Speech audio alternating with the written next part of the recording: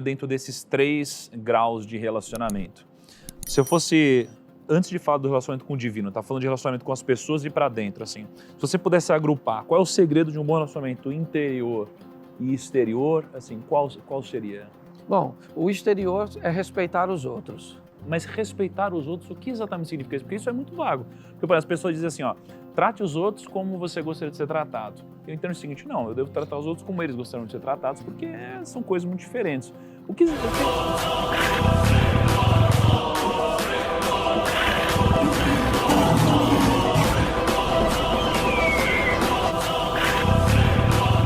Então não é só você ouvir e você saber o que está saindo da boca das pessoas, é você entender o que tem por trás do que está saindo da boca das pessoas. Sim, porque vamos imaginar que você esteja lidando com um estelionatário. Ele é habilidoso no que fala. Perfeito. Ok? Eles nunca falam mal, eles sempre falam bem. Exatamente. Certo? Por que eles são tão bem-sucedidos? Porque eles estudam seus alvos. Ok? Para um estelionatário, você é um alvo. Certo? E eles são muito bem-sucedidos. De uma forma positiva, se nós os copiássemos, talvez tivéssemos mais êxito. Certo? Por causa da comunicação, porque eles dominam a comunicação e oratória. Eles sabem já o que você gosta, entendeu? Eles conhecem muito a seu respeito. Então, quando você vai conversar com alguém que você sabe a respeito dessa pessoa e faz, certo, perguntas, estimulando essa pessoa a continuar falando, primeiro, todas as vezes que você expõe alguém a falar, você dá para ela uma vantagem, uma sensação de vantagem. Jesus quer conversar com uma mulher que já teve 6 homens, ele é o 7º que está entrando na vida dela. Quando ele chega, a primeira coisa que ele faz é dizer, você me dá água, ele não está com sede. Mas quando ele diz, eu preciso de você, ela entra na conversa, porque parece que ela tem o que ele quer, enquanto na verdade ele é que vai oferecer a ela. Então, o propósito sempre está acima, ok? E às vezes nós não temos muita facilidade de lidar com isso não. Então o que você está falando é que assim, dentro do relacionamento, e temos aqui 3 tipos de relacionamentos, né? O intra, o inter e o divino. Certo. Né? A gente tem como um dos pilares, né, do bom relacionamento a comunicação. E quando você fala de comunicação, você está falando de identificação, ou seja, de você falar dentro de um contexto da pessoa. A pessoa é um pescador? Putz, você usa exemplos do dia a dia dela. A pessoa trabalha com investimentos? Usa exemplos do dia a dia dela. Isso aí. Né? Você é um bom ouvinte também, não é? E aí tem uma outra coisa também, que eu até, por coincidência, chegou nesse ponto, tem um versículo em Provérbios 21 que está escrito o seguinte, o que guarda a sua boca e a sua língua, guarda a sua alma das angústias. E aí eu te pergunto, a gente está falando de como ter um bom relacionamento, né? Quais são as principais armadilhas da comunicação que podem estragar, por exemplo, um bom relacionamento, ou enfim, nem chegar nesse ponto de ter um bom relacionamento? Eu acho que uma das coisas mais difíceis de se construir também é uma das mais fáceis de se perder. Credibilidade, ok? Quando você ganha credibilidade, você ganha força, tá certo? Então nós temos que prestar muito atenção se há uma coordenação entre o que eu estou falando e o que eu estou fazendo.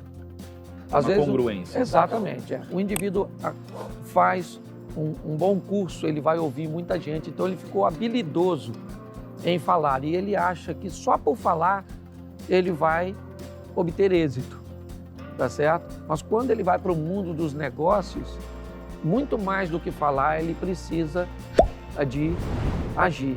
E aí, até o próprio texto, repete ele para mim, por favor.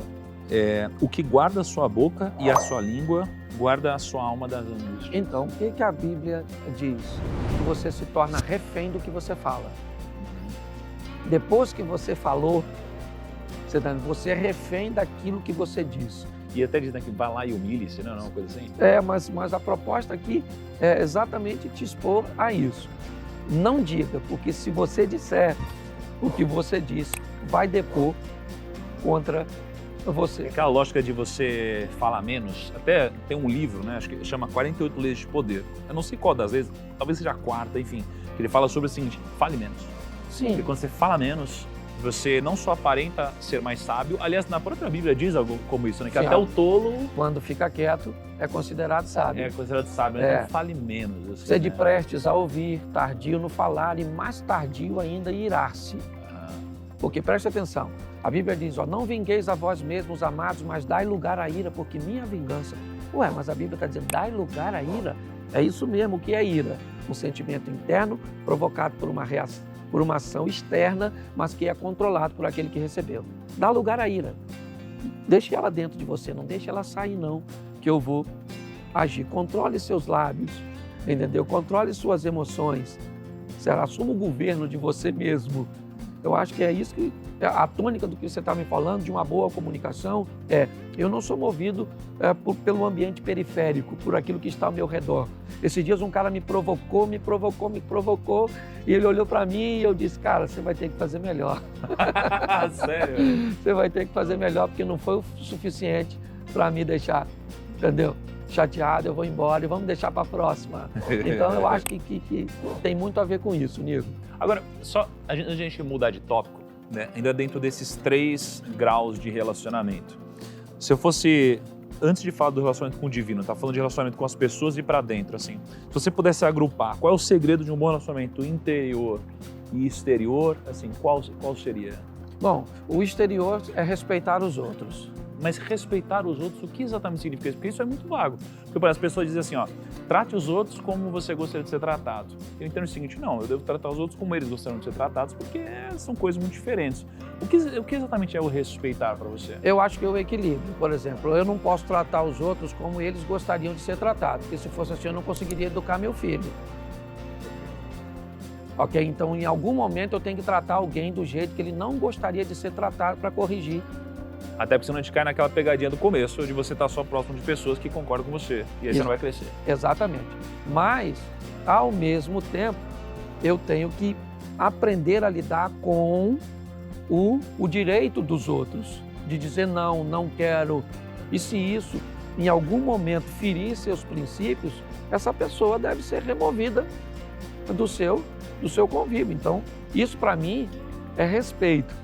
Certo? É você conseguir olhar para a pessoa e dizer, bom, eu te respeito, beleza, mas essa prática não permite que você tenha acesso à minha vida, pelo menos desse nível.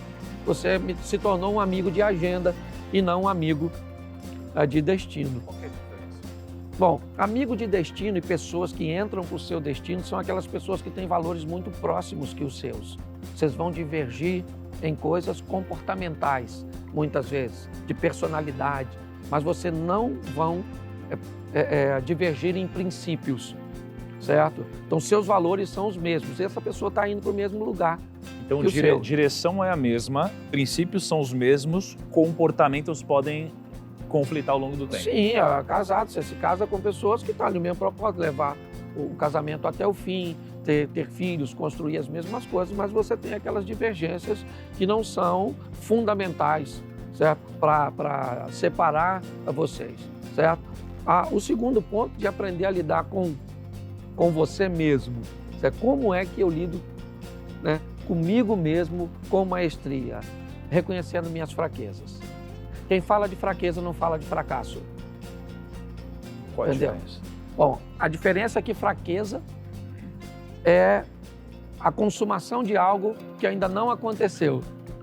Tá, perfeito. Entendeu? O que é uma fraqueza? Eu ser casado e estar interessado numa mulher.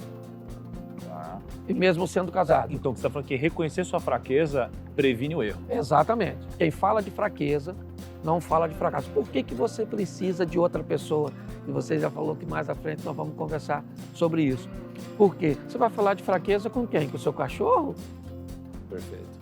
Você tem que ter alguém para escoar. Então, mas como escolher as pessoas que vão ser ou merecedoras ou responsáveis por esse fardo que às vezes é ouvido a um conselho assim? Como escolher uma pessoa para conversar sobre assuntos delicados? Processo seletivo. Identifica as pessoas, ok? E ao identificar, suponhamos, você precisa de um conselheiro, ok? Para assuntos extremamente delicados, íntimos, você é uma pessoa pública, tá certo? Ou não, é uma pessoa reservada e não quer nada. Então tá certo. Então você selecionou 10 pessoas. Vamos embora. Então eu tenho um amigo aqui, aquele cara ali, aquela pessoa lá, aquele pastor aqui, o padre lá. Beleza. Então o que você começa a fazer?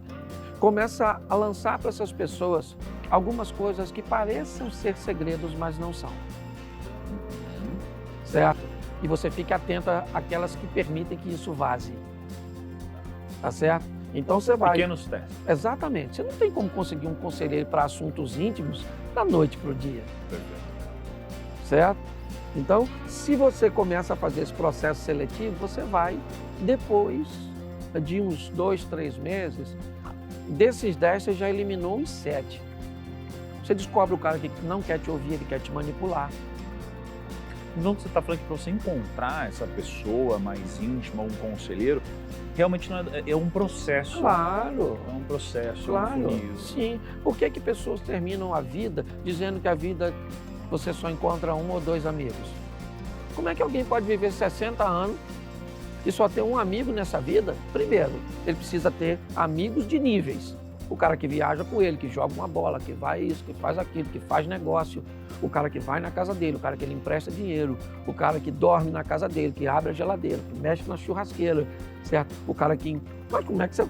Quanto mais perto do seu núcleo, mais tempo essa pessoa vai ter que levar para chegar, certo? Então hoje o cara... Bom, você me apresenta um amigo, depois esse cara é seu amigo. E eu olho para o cara e digo, se você é amigo do Nico, você é meu amigo também. Que loucura é essa? Você tem seus parâmetros, eu tenho os meus.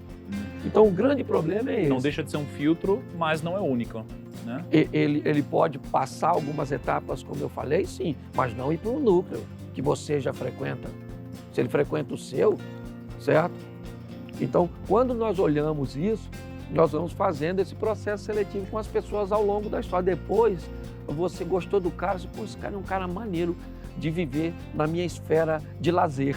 É um cara divertido, conta piada, é um cara que não é enjoado, a mulher dele é maneira, divide, sabe? O cara financeiramente é um cara que divide as despesas, então esse cara dá para viajar.